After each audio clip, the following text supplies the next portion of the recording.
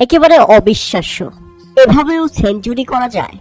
একটা ব্যাটসম্যান প্রথম 23 বলে করেছিলেন 25 রান। আপনি জানলে চমকে যাবেন যে এর পরের 22 বলে তিনি তুলে নিয়েছেন 76 রান।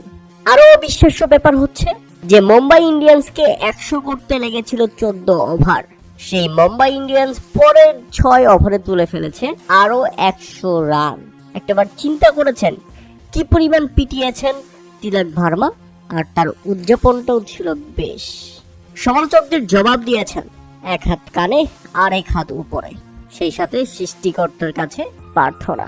45 বলে শেষ পর্যন্ত খেলেন 101 রানের অপরাজিত এক ইনিংস, আর তাতেই নির্ধারিত 20 ওভারে 5 উইকেট হারিয়ে 199 রানের অর্থাৎ 200 রানের লড়ক সংগ্রহ তার করায় মুম্বাই ইন্ডিয়ান্স।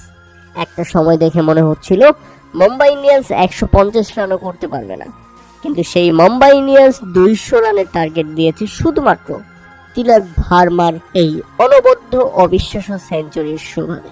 97 রানে খেলছিলেন, বাকি আছে শুধু একটা বল। এই বলে কি তিনি সেঞ্চুরি করে নিতে পারবেন? ডাগ আউটে টেনশনে ছিল মুম্বাই ইন্ডিয়ান্সের মালকিন আকাশ আম্বানি পর্যন্ত, কিন্তু না, তিলক ভার্মা পেরেছেন। শেষ বলে 4 হাঁকিয়ে মুম্বাইকে পৌঁছে দিয়েছেন 199 রানে এবং নিজে পৌঁছে গেছেন 101 রানে।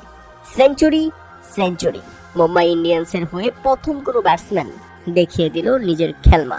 দীর্ঘদিন পরেই তিলক ভার্মাকে এমন রূপে দেখা গেল আরো একবার।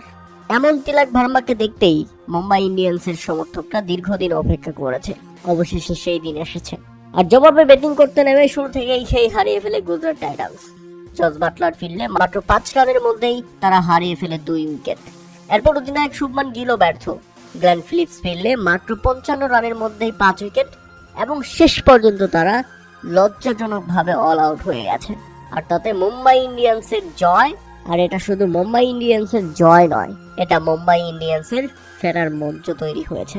কেননা পয়েন্ট টেবিলের একেবারে নিচে চলে গিয়েছিল মুম্বাই ইন্ডিয়ান্স, অবশেষে তারা উপরে চলে এসেছে। আবারও নিচে চলে গেছে কলকাতা নাইট রাইডার্স। প্রিয় দর্শক, তিলক ভার্মার ইনিংস আপনাদের কেমন লেগেছে তা অবশ্যই আমাদের কমেন্ট করে জানাবেন। সত্যি অবিশ্বাস্য ছিল তার সেঞ্চুরিটা। মুম্বাই ইন্ডিয়ান্সকে একদম বাঁচিয়েছেন, নিজেও সেঞ্চুরি করে নিয়েছেন।